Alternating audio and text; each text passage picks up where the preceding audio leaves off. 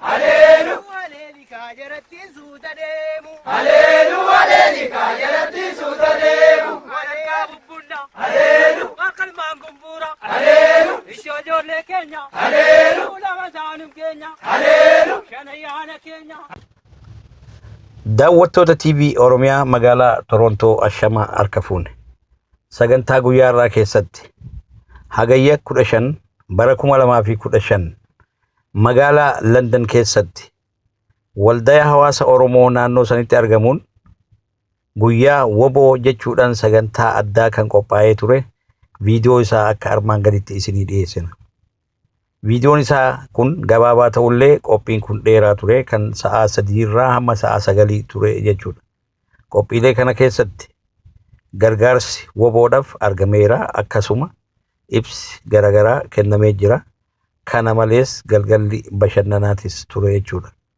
Walumaa galattu viidiyoo armaan gadii kana daawwadhaa. Ani Garbii Nuuretii Galatoomaa nagaan jiraadha.